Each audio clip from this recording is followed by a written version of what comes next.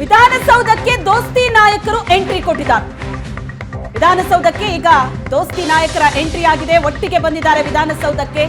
HDK ಮತ್ತು ಅಶೋಕ್ ಆಗಮಿಸಿದ್ದಾರೆ. BJP ನಾಯಕರ ಜೊತೆ ಕುಮಾರಸ್ವಾಮಿ ವಿಧಾನಸೌಧಕ್ಕೆ ಬಂದಿದ್ದಾರೆ. ಮಾಜಿ ಮುಖ್ಯಮಂತ್ರಿ ಕುಮಾರಸ್ವಾಮಿ, ವಿಪಕ್ಷ ನಾಯಕ ಅಶೋಕ್ ಇದ್ದಾರೆ.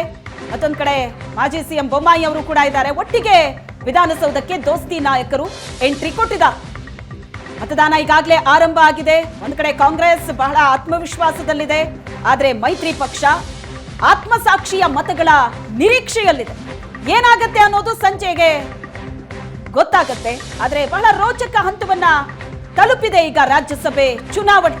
ಪ್ರಯತ್ನಗಳಂತೂ ಬಹಳ ಜೋರಾಗಿ ನಡೆದಿತ್ತು. ಹಣದ ಆಮಿಷ ಕೂಡ ಬಹಳ ಜೋರಾಗಿ ನಡೀತು. ಆದರೆ ಕೊನೆಯದಾಗಿ ಪಕ್ಷೇತರ ಶಾಸಕರ ಮೇಲೆ ಏನ್ ಕಣ್ಣಿಟ್ಟಿದ್ರು, ಆ ಪಕ್ಷೇತರ ಶಾಸಕರು ಈಗಾಗಲೇ ಕಾಂಗ್ರೆಸ್ನತ್ತ ಹೊರಟಿದ್ದಾರೆ ಅನ್ನೋದು ಕೂಡ ಈಗ ಸದ್ಯದ ಚಿತ್ರಣದಲ್ಲಿ ಗೊತ್ತಾಗ್ತಾ ಇದೆ. ದೋಸ್ತಿ ನಾಯಕರಿಗೆ ಶಾಕ್ ಮೇಲೆ ಶಾಕ್ ಇದು. ಡಿಸಿಎಂ ಡಿಕೆ ಶಿವಕುಮಾರ್ ಕೂಡ ಹೇಳಿದ್ರು, ಯಾರು ಯಾರತ್ತ ಸೆಳೀತಿದ್ದಾರೆ ಅನ್ನೋದು ಗೊತ್ತಾಗತ್ತೆ ಅಂತ. ಇವೆಲ್ಲದರ ಮಧ್ಯೆ ಎಸ್ ಟಿ ಸೋಮಶೇಖರ್ ಕೊಟ್ಟಂತಹ ಸ್ಟೇಟ್ಮೆಂಟ್ ಬಹಳ ಸ್ಫೋಟಕವಾದಂತಹ ಹೇಳಿಕೆ. ರಾಜ್ಯಸಭೆ ವೋಟಿಂಗ್ ವೇಳೆ ಬಿಜೆಪಿಗೆ ಟೆನ್ಷನ್ ಕೊಟ್ಟಿದ್ದಾರೆ ಎಸ್ ಟಿ ಸೋಮಶೇಖರ್. ಅಭಿವೃದ್ಧಿಗೆ ಅನುದಾನ ಕೊಡೋರಿಗೆ ನನ್ನ ಮತ, ಇದು ಎಸ್ ಟಿ ಸೋಮಶೇಖರ್ ಹೇಳಿದಂತಹ ಮಾತು. ರಾಜ್ಯಸಭೆ ಚುನಾವಣೆ ಮತದಾನ ಮಾಡೋದಕ್ಕೆ ಅಂತ ಬಂದಂತಹ ಎಸ್ ಟಿ ಸೋಮಶೇಖರ್ ಅವರು ಕೊಟ್ಟಂತಹ ಸ್ಟೇಟ್ಮೆಂಟ್ ಏನಿದೆ ಬಹಳ ಕ್ಲಿಯರ್ ಆಗಿತ್ತು, ಸ್ಪಷ್ಟವಾಗಿತ್ತು.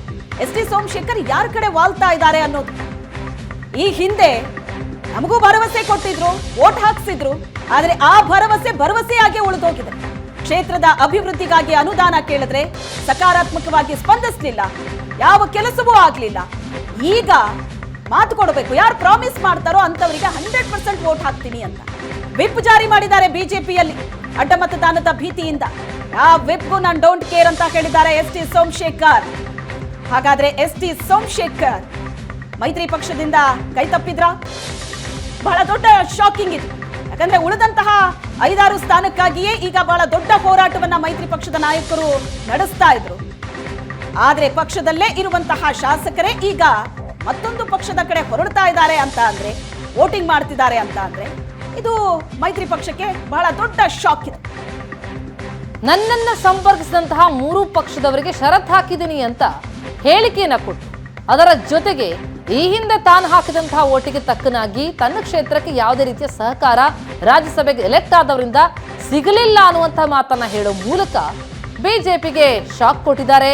ಯಾವುದೇ ವೆಬ್ ಉಲ್ಲಂಘನೆ, ಉಚ್ಚಾಟನೆ ಇದ್ಯಾವುದಕ್ಕೂ ಕೇರ್ ಮಾಡಲ್ಲ ಅನ್ನುವಂತಹ ಹೇಳಿಕೆಯನ್ನ ಸೋಮಶೇಖರ್ ಅವರು ಕೊಡೋ ಮೂಲಕ ಬಿಜೆಪಿಗೆ ಬಹಳ ದೊಡ್ಡ ಶಾಕ್ ಅನ್ನ ಕೊಟ್ಟಿದ್ದಾರೆ, ಟೆನ್ಷನ್ ಕೊಟ್ಟಿದ್ದಾರೆ ಎಸ್ ಟಿ ಸೋಮಶೇಖರ್.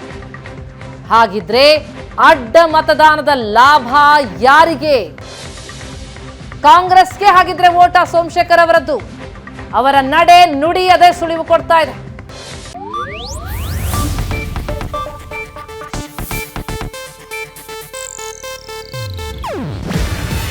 ಇದು ಏಷ್ಯಾನೆಟ್ ನ್ಯೂಸ್ ನೆಟ್ವರ್ಕ್ ಪ್ರಸ್ತುತಿ. ನೀವು ನೋಡ್ತಿದ್ದೀರಾ ಏಷ್ಯಾನೆಟ್ ಸುವರ್ಣ ನ್ಯೂಸ್.